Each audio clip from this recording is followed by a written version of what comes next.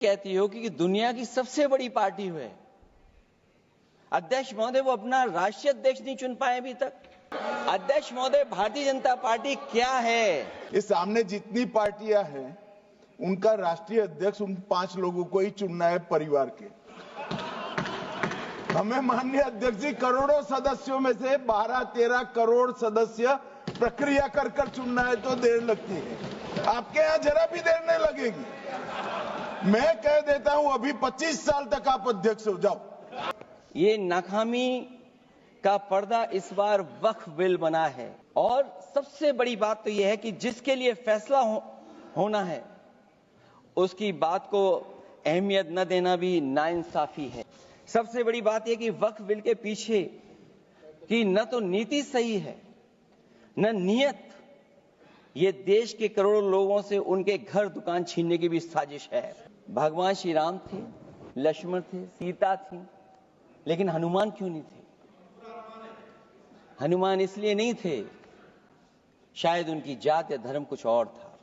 हमारे बहुत सारे ग्रंथों को नहीं मानते, तब भी हम आपको अपना मानते हैं। आप हमारे पुराणों को नहीं मानते हैं, आप हमारे उपनिषदों को नहीं मानते हैं। लेकिन सोचिए, हम हिंदू वो लोग हैं जो आपको स्वीकार करते हैं और गले लगा करके चलते हैं। और देश के लिए और बड़ी आबादी के लिए भारतीय जनता पार्टी की सरकार में एक और बिल आया है, क्योंकि मेरे से पूर्व में जो हमारे साथी बोले हैं वो माननीय सदस्य हमारे साथ नहीं, लेकिन मैं उनके बहुत सारी बातों से सहमत हूं। और अध्यक्ष महोदय, मैं देख रहा हूं जो एक्स कांग्रेस वाले हैं वो ज्यादा बोल रहे हैं।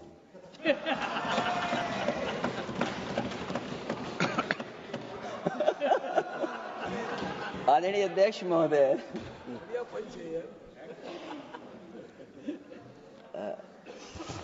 अध्यक्ष महोदय, जो आज बिल पेश हुआ है,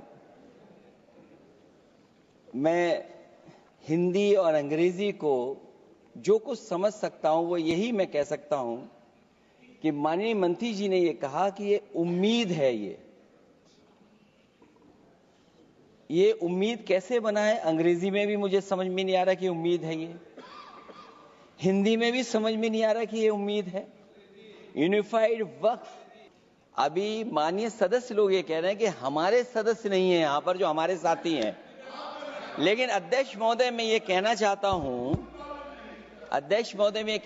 हूं, ये जो बिल लाया जा रहा है, भारतीय जनता पार्टी में एक मुकाबला चल रहा है। भारतीय जनता पार्टी के अंदर मुकाबला चल रहा है कि खराब हिंदू कौन बड़ा है। और ये बात अध्यक्ष महोदय मैं ऐसे ही नहीं कह रहा हूं। जो पार्टी ये कहती हो कि दुनिया की सबसे बड़ी पार्टी है, अध्यक्ष महोदय, वो अपना राष्ट्रीय अध्यक्ष नहीं चुन पाए अभी तक। अध्यक्ष महोदय, भारतीय जनता पार्टी क्या है?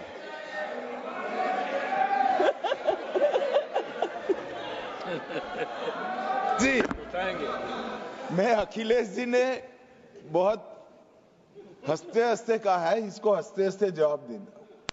इस सामने जितनी पार्टियां हैं उनका राष्ट्रीय अध्यक्ष उन 5 लोगों को ही चुनना है परिवार के। हमें माननीय अध्यक्ष जी करोड़ों सदस्यों में से 12-13 करोड़ सदस्य प्रक्रिया कर चुनना है तो देर लगती है। आपके यहाँ जरा भी देर नहीं लगेगी। मैं कह देता हूं अभी 25 साल तक आप अध्यक्ष हो जाओ, नहीं बदल सकता। अध्यक्ष महोदय, क्योंकि जो बात निकल के आई है वो मैं फिर आगे बढ़ा दूं। अध्यक्ष महोदय, जो बात सोशल मीडिया या और जगह गुपचुप हो रही है, कहीं ऐसा तो नहीं था कि अभी कुछ दिन पहले यात्रा जो हुई है वो कहीं 75 वर्ष की एक्सटेंशन वाली यात्रा तो नहीं थी? अध्यक्ष महोदय, ये जो इस बार जो वक्फ बिल आया है, नाकामी का पर्दा इस बार है वक्फ बिल। और नाकामी कोई एक आध नहीं है, मैं कई नाकामियां बता सकता हूं। अभी मैं माननीय सदस्यों को सुन रहा था, वो पुराने कई बिल उनके बारे में चर्चा कर रहे थे कि कितने प्रोग्रेसिव बिल लेकर के आए हैं। मुझे याद है मैं उत्तर प्रदेश में उस समय था और मुझे लगा कि शायद इनकी वो बात ठीक होगी। एक ये बहुत तैयारी के साथ फैसला लेकर के आए थे और फैसला ये लिया था आधी रात के आज के बाद नोट नहीं चलेंगे, नोट बंद हो जाएंगे। अध्यक्ष महोदय, उस नोटबंदी नाकामी के बारे में भी तो चर्चा हो जाए कि अभी भी न जाने कितनी जगह पर कितना रुपया निकला जा रहा है, कितना निकल करके आ रहा है। केवल नाकामी नोटबंदी की नहीं, नाकामी बेरोजगारी की भी है, नाकामी महंगाई की भी है, नाकामी किसान की आय दोगुनी नहीं कर पाए वो भी इनकी नाकामी है। मुझे याद है एक माननीय मंत्री जी पूरे देश की नदियों के बारे में बीओडी बता रहे थे, लेकिन माननीय मंत्री जी ये भूल गए कि उनके शहर में, उनके क्षेत्र की जो नदी है उसकी बीओडी क्या है। गंगा क्या साफ हो गई, यमुना क्या साफ हो गई, स्मार्ट सिटी क्या बन गई, क्या गोद लिए हुए गांव इन्होंने गोद से उतार दिए, उनकी क्या दुर्दशा है। इसलिए मैं कहना चाहता हूं, ये नाकामी का पर्दा इस बार वक्फ बिल बना है। और सबसे बड़ी बात तो यह है कि जिसके लिए फैसला होना है उसकी बात को अहमियत न देना भी नाइंसाफी है। अध्यक्ष महोदय, नाकामी केवल यहां तक नहीं है। और भारतीय जनता पार्टी क्या है, मैं केवल एक पुरानी घटना याद करता हूं। एक बार फैजाबाद अयोध्या में एक कार्यक्रम था, उसमें बड़ी तैयारी की गई थी और तैयारी के साथ कलाकार मुंबई से बुलाए गए थे। हो सकता है वो सहमति दिल्ली से ना रही हो, केवल लखनऊ की सहमति से हो रहा हो कार्यक्रम। और जब कार्यक्रम की पूरी तैयारी हो गई, भगवान श्री राम बनकर के कोई आ गया, लक्ष्मण बनकर के कोई आ गया, मां सीता भी बनकर के कोई आ गया, हनुमान जी और भगवान हनुमान भी बनकर के कोई आ गया। लेकिन जब लखनऊ से वो हेलीकॉप्टर उड़ा और अयोध्या पहुंचा तो सब लोग थे, लेकिन उसमें हनुमान नहीं थे। अध्यक्ष महोदय, मैं भारतीय जनता पार्टी के लोगों से कहूंगा कि जानकारी करिए कि आखिरकार भगवान श्री राम थे, लक्ष्मण थे, सीता थी, लेकिन हनुमान क्यों नहीं थे? हनुमान इसलिए नहीं थे, शायद उनकी जात या धर्म कुछ और था। अध्यक्ष महोदय, ये देश मिली जुली संस्कृति से चला है। कुछ हमने सीखा, कुछ उन्होंने सिखाया।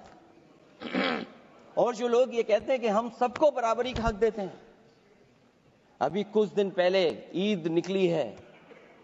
अध्यक्ष महोदय, वो परंपरा रही है, न केवल मैं जाता हूं बल्कि कोई दल का नेता ऐसा नहीं न जाता हो उस कार्यक्रम में शामिल होने। भारतीय जनता पार्टी के जो मुख्यमंत्री, उप मुख्यमंत्री, वो भी जाते हैं, उप मुख्यमंत्री, सभी धर्मों के नेता आते हैं। लेकिन पता नहीं इस बार क्या साजिश थी, षड्यंत्र था कि वहां पर कुछ पाबंदी लगी हुई थी। अगर किसी कारण पाबंदी लगी हुई थी तो बात समझ में आती है, लेकिन जब जानकारी हुई है, किसी को नहीं पता था कि पाबंदी क्यों लगी है कि आप नहीं जा सकते वहां पर कार्यक्रम में शामिल होने। क्या यही भारत है, यही संविधान हमें रास्ता दिखाता है? अध्यक्ष महोदय, मंत्री जी बताएं हमें, वो खुद भी माइनॉरिटी हैं, भगवान बुद्ध के रास्ते पे चलते हैं। भगवान बुद्ध का रास्ता दूसरा है। हम आपको अपना मानते हैं तब भी जब आप हमारे बहुत सारे ग्रंथों को नहीं मानते हैं, तब भी हम आपको अपना मानते हैं। आप हमारे पुराणों को नहीं मानते हैं, आप हमारे उपनिषदों को नहीं मानते हैं। लेकिन सोचिए, हम हिंदू वो लोग हैं जो आपको स्वीकार करते हैं और गले लगा करके चलते हैं। अब मैं दूसरे धर्म पे नहीं जाऊंगा, कोई नाराज हो सकता है। मैं दूसरे धर्म के बारे में नहीं जा सकता, मैं केवल यही बताता हूं। और मैं उत्तर प्रदेश में अध्यक्ष जी जहां से आता हूं, मैं अपमान नहीं कर रहा हूं, मैं सच बोल रहा हूं। और ये बिहार के चुनाव में जो आप कह रहे हैं कि महिलाओं को 2 मेंबर बना दिया, इस बार मैं भी देखूंगा आगे भारतीय जनता पार्टी कितनी महिला लोगों को टिकट देंगे वहां पर।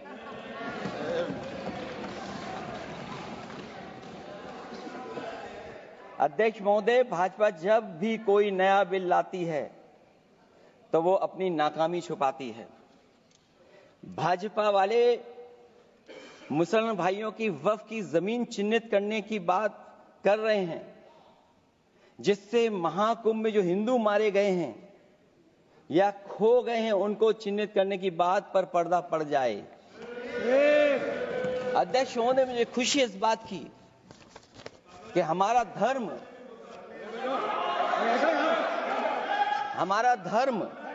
अध्यक्ष महोदय नहीं कुछ कहना चाहते हैं नहीं प्लीज, तुमको अलाउ नहीं किया। अध्यक्ष महोदय, कुंभ में आस्था सबकी है, कोई ऐसा नहीं जिसकी आस्था ना हो। और कुंभ कोई पहली बार नहीं हो रहा था। ये भारतीय जनता पार्टी के लोगों ने ऐसा प्रचार किया कि 144 वर्षों के बाद पहली बार महाकुंभ होने जा रहा है और लोग निकल पड़े। सरकार ने कहा कि हमारी तैयारी 100 करोड़ की है। आप कहते टेक्नोलॉजी का हम इस्तेमाल करेंगे, जमीनों को हम मैपिंग कर करके डेटा एंड रिकॉर्ड ठीक करेंगे। अध्यक्ष महोदय, ये बताएं कि वो 30 लोग कौन थे, उनके नाम क्या थे जिनकी जान चली गई, न केवल जान जाने वालों की, बल्कि अध्यक्ष महोदय ये सरकार बताए कि जो लगभग 1000 हिंदू खो गए हैं, जो अभी तक नहीं मिले, जो अभी तक नहीं खोज पाए हैं, वो 1000 हिंदू की सूची कहां है? और फिर धर्म कारोबार की बात है, जो ये लोग अध्यक्ष महोदय, मैं कार सेवक वाली बात इसलिए नहीं छेड़ना चाहता हूं। अध्यक्ष महोदय, ये शायद माननीय सदस्य जानते नहीं कुछ सच्चाई नहीं जानते। अध्यक्ष महोदय, ये संविधान की वजह से, संविधान को बचाने के लिए, हिंदू एकता को बचाने के लिए कुछ फैसले लिए गए, लेकिन एफआईआर हम लोगों पे नहीं लिखी गई थी। एफआईआर उन पे लिखी गई थी जो बेचारे तैयार हो गए थे सुबह, लेकिन पता नहीं कहां से फोन आया था, कहा था कि अब तैयार तो हो गए हो लेकिन आप शिलान्यास में नहीं आ सकते। बहुत सही। इसलिए बात को इधर से उधर नहीं में ले जाना चाहता। अखिलेश जी, जरा वक्त पे भी आ जाओ। अच्छा, वक्त पे आ रहा हूं। नहीं, वक्त पे अध्यक्ष इसलिए आ रहा हूं क्योंकि वक्त समझने के लिए भारतीय जनता पार्टी की सोच क्या है। और ये अध्यक्ष महोदय जब ये कह रहे हैं कि इससे कारोबार होगा, अध्यक्ष महोदय, धर्म की चीजों से कारोबार नहीं हो सकता। हमारे उत्तर प्रदेश के मुख्यमंत्री जी ने भी कहा कि कारोबार होगा। वो 30 की गिनती में उलझे हुए हैं, जैसे 30 मार खाए वो। उनसे पूछा कि जान कितनी गई, वो 30। उनसे पूछा कि कारोबार कितने का होगा, 30 गुणा 10,000 करोड़। सोचिए, कुंभ हमारा क्या कारोबार की जगह है? और फिर उसका कौन नापेगा, कैसे नालाएगा? और फिर हमारे माननीय मंत्री जी कह रहे हैं कि जमीन, चाहे वो रेलवे की हो, चाहे वो डिफेंस की हो, वो भारत की जमीन है। मैं भी स्वीकार करता हूं कि रेलवे की जमीन भी भारत की है, डिफेंस की भी जमीन भारत की है। क्या डिफेंस की जमीन नहीं बेची जा रही मंत्री जी? अध्यक्ष महोदय, क्या रेलवे की जमीनें नहीं बेची जा रही हैं? अध्यक्ष महोदय, केवल यहां तक नहीं, कितना हस्तक्षेप होता है। वक्फ भी भारत के, इसीलिए तो कहीं ना कहीं वक्फ की जमीन से, अध्यक्ष महोदय, माननीय मंत्री जी बताएं, और मुझे उम्मीद है कि जब जवाब देंगे तो बताएंगे कि वक्फ की जमीन से बड़ा मुद्दा वो जमीन है जिस पर चीन ने अपने गांव बसा लिए हैं। लेकिन कोई बाहरी खतरे पर सवाल बवाल न करे, इसलिए ये बिल लाया जा रहा है। और माननीय मंत्री जहां से आते हैं, जिस प्रदेश से आते हैं, कम से कम ये तो बताएंगे कि वहां कितने चीन ने गांव बसा लिए, घर बन गए हैं। अध्यक्ष महोदय, आपके माध्यम से सरकार गारंटी दे कि वक्फ की जमीन कभी भी किसी भी पैतरेबाजी से किसी और मकसद के लिए किसी और को नहीं दी जाएगी। वक्फ की वर्तमान व्यवस्था में चाहे 5 साल के धर्म पालन की पाबंदी की बात हो, या कलेक्टर से सर्वेक्षण के हस्तक्षेप की बात हो, या वक्फ परिषद या बोर्ड में बाहरियों को शामिल करने की बात हो, इन सब का उद्देश्य मुस्लिम भाइयों के सार्वजनिक अधिकार को छीनकर उनके महत्व और नियंत्रण को कम करना है। ट्रिब्यूनल के निर्णय को अंतिम न मानकर उच्च न्यायालय में लेकर जाने की अनुमति देना दरअसल जमीनी विवाद को लंबी न्यायिक प्रक्रिया में फंसाकर वक्फ भूमि पर कब्जों को बनाए रखने का रास्ता खोलेगा। सबसे बड़ी बात यह कि वक्फ बिल के पीछे की न तो नीति सही है, न नियत। ये देश के करोड़ों लोगों से उनके घर दुकान छीनने की भी साजिश है। भाजपा एक अलोकतांत्रिक पार्टी है, वो असहमति को अपनी शक्ति मानती है। जब देश के अधिकांश राजनीतिक दल वक्फ बिल के खिलाफ हैं, तो उसे लाने की जरूरत क्या है, जो जिद क्यों कर रहे हैं सरकार। वक्फ बिल का लाना भाजपा की सियासी हट है। वक्फ बिल भाजपा की सांप्रदायिक राजनीति का नया रूप है। वो तो आपको काटेगा, और इसलिए काटेगा कि अध्यक्ष महोदय बाहर ये लिखते हैं सत्यमेव जयते, बाहर है लिखते सत्यमेव जयते, भाजपाई अंदर असत्य बात कहते। भाजपा वक्फ बिल लाकर अपने उन समर्थकों का तुष्टीकरण करना चाहती है जो भाजपा की आर्थिक नीति, महंगाई, बेरोजगारी, बेकारी और चौपट अर्थव्यवस्था से उसे छटक गए हैं। क्योंकि अध्यक्ष महोदय, जब से वोट में गिरावट आई है, और खासकर उत्तर प्रदेश में भी, तब से भारतीय जनता पार्टी की कोशिश है कि अपना वोट कैसे संभाला जाए। ये वोट को संभालने के लिए बिल लाया गया है। भाजपा का लक्ष्य वक्फ की जमीनों पर है। इन जमीनों का नियंत्रण अपने हाथ में लेकर इन जमीनों को पिछले दरवाजे से अपने लोगों के हाथों में दे देना चाहती है। भाजपा चाहती है कि वक्फ बिल लाने से मुस्लिम समुदाय को लगे कि उन पर हक को मारा जा रहा है, वो उद्वेलित हों और भाजपा को ध्रुवीकरण की राजनीति करने का मौका मिल सके। क्योंकि अध्यक्ष महोदय, भाजपा का लक्ष्य यह है कि ध्रुवीकरण हो, क्योंकि वो जानते हैं कि ध्रुवीकरण जितना होगा उससे वो लाभ उठाने में आगे रहेंगे। तो ये वक्फ बिल जो लाया जा रहा है, वो अपनी वोट बैंक को संभालने के लिए और समाज को बांट करके ध्रुवीकरण करके राजनीतिक लाभ लेने के लिए लाया जा रहा है। और अगर इसके लिए नहीं लाया होता तो पहले से जो जितने फैसले लिए सरकार ने, क्या उससे देश और प्रदेश में कोई बड़ा बदलाव आ गया है? अगर स्मार्ट सिटी का बात करें तो कितनी स्मार्ट सिटी बन गई है आपकी? आपके नोटबंदी की वजह से न जाने कितना रुपया कहां निकल रहा है। और डर तो ये लगता है कहीं भाजपा वाले दूसरों के पैसा रख करके न पकड़वा दें। वक्फ बिल के आने से पूरी दुनिया में एक गलत संदेश भी जाएगा। इससे देश की सेकुलर इमेज को बहुत धक्का लगेगा। वक्फ बिल भाजपा की नफरत की राजनीति का एक और अध्याय है। मैं अंत में कहना चाहता हूं कि अभी तो आपने साथी संभाल लिए हैं, एक साथी तो मुझे दिखाई नहीं दे रहा है। और हमारे जिनका हमने सम्मान किया, हमें कहां ले गए आप? और हमें यहां छोड़ गए आप, हमें छोड़ गए। हमें देखिए सभापति महोदय देखिए राजनीति क्या है। हमने आपका हाथ पकड़ा और हम यहां आ गए, और आप हमारा हाथ छुड़ा करके वहां चले गए। इसलिए देखिए कब हमारा इनका हाथ मिल जाए। और मैं अध्यक्ष सभापति महोदय ये कहना चाहता हूं कि वक्फ बिल भाजपा के लिए वाटरलू साबित होगा, क्योंकि ऊपर से तो हाँ हाँ कह रहे हैं, लेकिन अंदर ही अंदर बहुत सारे साथी सहमत नहीं है। मैं अंत में इतना ही कहना चाहता हूं कि ये वक्फ बिल जो लेकर के आए, कोई उम्मीद लेकर के नहीं आ रहा है। ये सोची समझी रणनीति का हिस्सा है, क्योंकि इनका जो बोर्ड बिखर गया है, ये मुस्लिम में भी बंटवारा चाहते हैं।